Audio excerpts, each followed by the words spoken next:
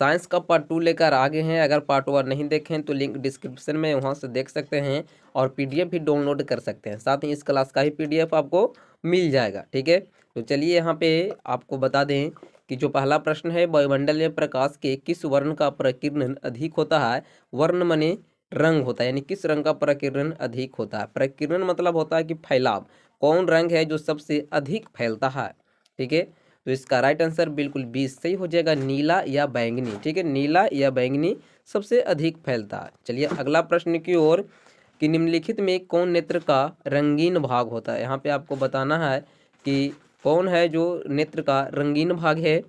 तो इसका आपको राइट आंसर बिल्कुल आपको सी सही हो जाएगा, परितारिका। क्या है, परितारिका है जो नेत्र का रंगीन भाग है। चलिए अगला प्रश्न की ओर, कि आवेश का एसआई मात्रक होता है। बताइए कि आवेश का एसआई मात्रक क्या है। तो इसका जो राइट आंसर हो जाएगा बिल्कुल आपको डी सही हो जाएगा, कूलाम। आवेश का एसआई मात्रक कूलाम है। तो वीडियो को लाइक कर दीजिएगा, चैनल को भी सब्सक्राइब जरूर कर दीजिएगा। कि डायनेमो बदलता है। ठीक है, यहाँ पे आपको एनसीईआरटी पैटर्न का ऑब्जेक्टिव सारा है। तो बताइए कि डायनेमो बदलता है किस में, जो कौन ऊर्जा से कौन ऊर्जा में बदलता है।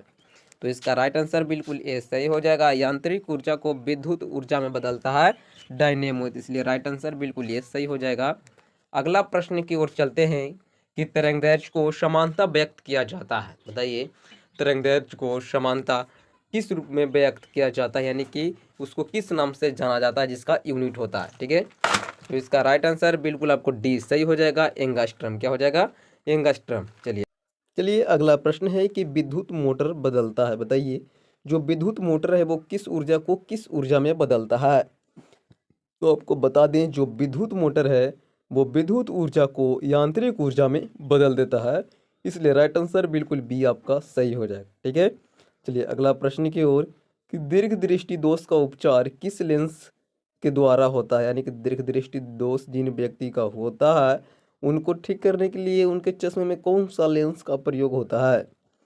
तो इसका आपको राइट आंसर बिल्कुल आपको सी सही हो जाएगा। क्या हो जाएगा, उत्तल लेंस का प्रयोग किया जाता है दीर्घ दृष्टि दोष को दूर करने के लिए। है कि Fe2O3 प्लस 2Al, ठीक है, रिएक्शन करके क्या बना रहा है, Al2O3, और यहाँ पे Fe को विस्थापित कर रहा है। देखिए यहाँ जो Fe था वो O के साथ था, ठीक है, लेकिन यहाँ पे अलग हो गया है Fe, यानी कि इसको हटा दिया है, यानी कि विस्थापित कर दिया।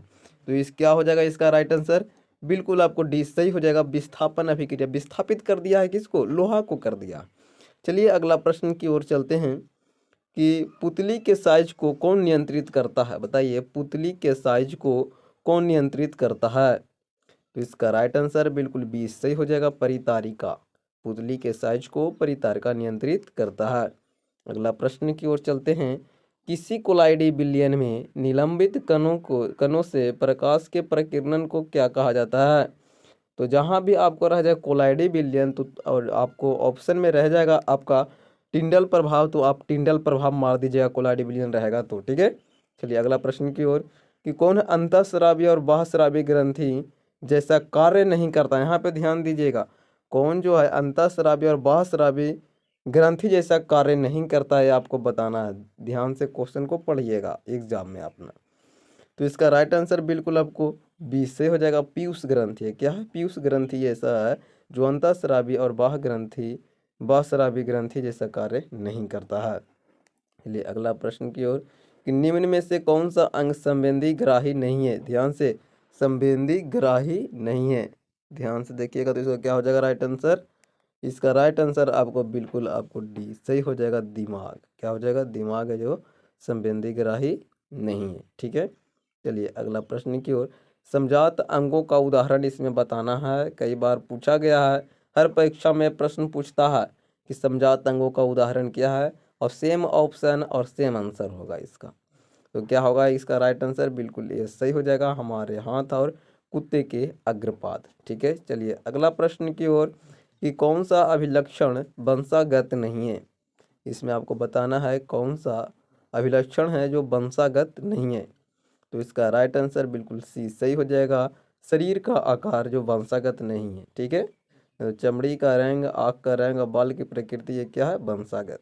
चलिए अगला प्रश्न की ओर, कि निम्न में से कौन आहार श्रृंखला का निर्माण करता है। ठीक है, आहार श्रृंखला आप सब जानते होंगे कि देखिए बता देते हैं आपको आहार श्रृंखला क्या होता है। ठीक है, इसका क्या हो जाएगा राइट आंसर आपको बिल्कुल बी सही हो जाएगा। आहार श्रृंखला यानी कि घास है जो कि बकरी खाएगा, और जो बकरी है कि मानव काट के खा जाएगा। तो इस तरह से होता है आहार श्रृंखला। जैसे देखिए अब आगे आपको दिखा देंगे, जैसे जो गलत ऑप्शन है कि जो बकरी है, बकरी गाय खाएगा जी, नहीं खाएगा, कभी नहीं खाएगा। तो फिर क्या हो गया, यही हो जाएगा कि घास को है जो बकरी खाएगा और जो बकरी को मानव खा जाएगा। यही होता है आहार श्रृंखला होता है। चलिए आगे प्रश्न की ओर चलते हैं अब कि कौन सा अजैव निम्नीकरणीय कचरा। ठीक है, तो इसका जो आपको राइट आंसर हो जाएगा बिल्कुल सी सही हो जाएगा, थर्मोकोल हो जाएगा। क्या हो जाएगा, थर्मोकोल हो जाएगा। चलिए अगला प्रश्न की ओर, कौन सी गैस वैश्विक ऊष्मन के लिए उत्तरदायी है। बताइए कौन सी गैस वैश्विक ऊष्मन के लिए उत्तरदायी है। तो इसका राइट आंसर बिल्कुल आपको ये सही हो जाएगा, कार्बन डाइऑक्साइड। ठीक है, चलिए अगला प्रश्न की ओर कि निम्न में कौन गंगा प्रदूषण के लिए उत्तरदायी नहीं है। बताइए निम्न में कौन गंगा प्रदूषण के लिए उत्तरदायी नहीं है। तो इसका राइट आंसर बिल्कुल ये आपको सही हो जाएगा, गंगा में मछली पालना जो है क्या है वो प्रदूषण का कारण नहीं है। ठीक है, चलिए अगला प्रश्न की ओर, सामान्य नेत्र के लिए स्पष्ट दर्शन की न्यूनतम दूरी कितना होगा। सामान्य नेत्र के लिए, ठीक है, सामान्य नेत्र के लिए स्पष्ट दर्शन की न्यूनतम दूरी कितना होगा बताइए। यानी कि स्पष्ट दृष्टि की न्यूनतम दूरी है, इसमें पूछा गया है। तो क्या हो जाएगा 25 सेंटीमीटर। आप सभी जानते होंगे कि 25 सेंटीमीटर होता है स्पष्ट दृष्टि की न्यूनतम दूरी। अगला प्रश्न की ओर चलते हैं कि मानव नेत्र जिस भाग पर किसी वस्तु का प्रतिबिंब बनाते हैं वह क्या। तो इसका आपका राइट आंसर डी हो जाएगा, दृष्टिपटल या रेटिना। ठीक है, दृष्टिपटल या रेटिना। चलिए अगला प्रश्न है कि मानव नेत्र में किस प्रकार का लेंस पाया जाता है। ठीक है, तो इसका राइट आंसर बिल्कुल आपका ए सही हो जाएगा, उत्तल। मानव नेत्र में उत्तल लेंस पाया जाता है। ठीक है, चलिए अगला प्रश्न की ओर कि अभिनेत्र लेंस की फोकस दूरी में परिवर्तन किया जाता है। बताइए कि किसके द्वारा परिवर्तन किया जाता है। तो इसका राइट आंसर बिल्कुल सही हो जाएगा, पश्चिमावी द्वारा। ठीक है, पश्चिमावी द्वारा जो कि अभिनेत्र लेंस की फोकस दूरी में परिवर्तन किया जाता है। अगला प्रश्न की ओर चलते हैं कि एक एंगस्ट्रम का मान कितना होता है मीटर में। ठीक है, तो इसका राइट आंसर बिल्कुल ए सही हो जाएगा, 10⁻⁻10 मीटर। अगला प्रश्न है कि दृश्य प्रकाश में किस वर्ण का तरंगदैर्घ्य सबसे अधिक होता है। ठीक है, तो वर्ण मतलब रंग, और जो तरंगदैर्घ्य है यानी कि वो सबसे कम फैलता है, कौन रंग है। तो इसका राइट आंसर बिल्कुल भी सही हो जाएगा, लाल रंग। ठीक है, अगला प्रश्न की ओर कि निकट दृष्टि दोष का निवारण किस लेंस से होता है। तो निकट दृष्टि दोष का निवारण आपको अवतल लेंस से होता है, इसलिए राइट आंसर बिल्कुल भी आपको सही हो जाएगा। अगला प्रश्न की ओर चलते हैं कि स्पेक्ट्रम प्राप्त करने के लिए किसका उपयोग किया जाता है। तो इसका राइट आंसर बिल्कुल डी सही हो जाएगा, प्रिज्म। स्पेक्ट्रम प्राप्त करने के लिए प्रिज्म का उपयोग किया जाता है। अगला प्रश्न की ओर कि जो नेत्र निकट स्थित वस्तु को साफ नहीं देख सकता है उस नेत्र में होता है।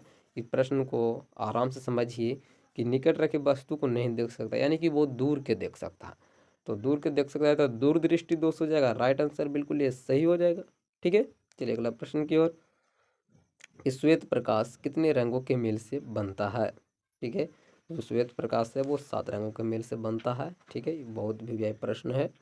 अगला प्रश्न की ओर, सामान्य आँख के लिए दूर बिंदु होता है। ठीक है, तो सामान्य आँख के लिए दूर बिंदु क्या होता है, अनंत होता है।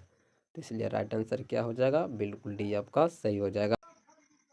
चलिए अगला प्रश्न है कि किस दृष्टि दोष को अवतल और उत्तल दोनों लेंसों से बने हुए फोक्सी लेंस द्वारा संशोधित किया जाता है। ठीक है, तो इसका जो राइट आंसर हो जाएगा बिल्कुल सी सही हो जाएगा, जरा दृष्टि दोष को। ठीक है, जरा दृष्टि दोष को जो अवतल और उत्तल दोनों लेंसों से बनाया जाता है, दो फोक्सी। ठीक है, चलिए अगला प्रश्न की ओर कि मानव नेत्र अभिनेत्र लेंस की फोकस दूरी को समायोजित करके विभिन्न दूरियों पर रखी गई वस्तु को फोकसित कर सकता है। ऐसा हो पाने का कारण क्या है, आपको बताना है। तो ऐसा हो पाने का कारण एक ही है, वो समंजन है। राइट आंसर बिल्कुल भी सही हो जाएगा आपका। अगला प्रश्न की ओर कि जब सूर्य का प्रकाश वायुमंडल से गुजरता है तो वायु के सूक्ष्म कण किस रंग के प्रकाश को अधिक प्रबलता से प्रकीर्णन करते हैं? तो इसका राइट आंसर बिल्कुल आपको डी सही हो जाएगा। ठीक है, नीला, नीला या बैंगनी। चलिए अगला प्रश्न की ओर, कि स्पेक्ट्रम में किस रंग की किरण का झुकाव अधिक होता है? तो स्पेक्ट्रम में जो किरण होता है उसका झुकाव आपको बैंगनी रंग का सबसे अधिक होता है। ठीक है, चलिए अगला प्रश्न की ओर, कि नेत्र में प्रवेश करते प्रकाश के परिमाण को नियंत्रित करता है। ठीक है, तो करता है आइरिस नियंत्रित करता है, इसलिए राइट आंसर डी हो जाएगा। चलिए अगला प्रश्न की ओर, कि अंतरिक्ष यात्री को आकाश दिखता है, बताइए अंतरिक्ष यात्री को आकाश कैसा दिखता है? तो इसका राइट आंसर आपको बिल्कुल डी सही हो जाएगा, काला। ठीक है, कैसा दिखाई देता है? काला दिखाई देता है। चलिए अगला प्रश्न की ओर, कि आकाश का रंग नीला होने का कारण है? ठीक है, तो आकाश का जो रंग है वो नीला होने के कारण है प्रकीर्णन है, प्रकाश का प्रकीर्णन।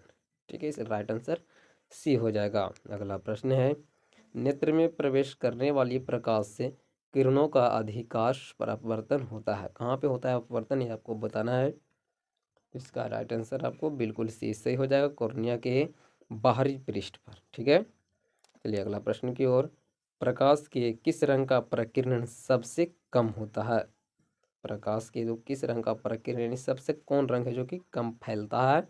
तो लाल रंग है वो सबसे कम फैलता है, राइट आंसर बिल्कुल डी हो जाएगा। अगला प्रश्न की ओर, कि किस रंग के प्रकाश का तरंगदैर्ध्य सबसे कम होता है? तो तरंगदैर्ध्य, ठीक है, तो तरंगदैर्ध्य किसका होता है? बैगनी रंग का सबसे कम होता है। चलिए अगला प्रश्न की ओर, इंद्रधनुष का भीतरी हिस्सा किस रंग का होता है? इसका आप कमेंट करिए कि किस रंग का होता है। ठीक।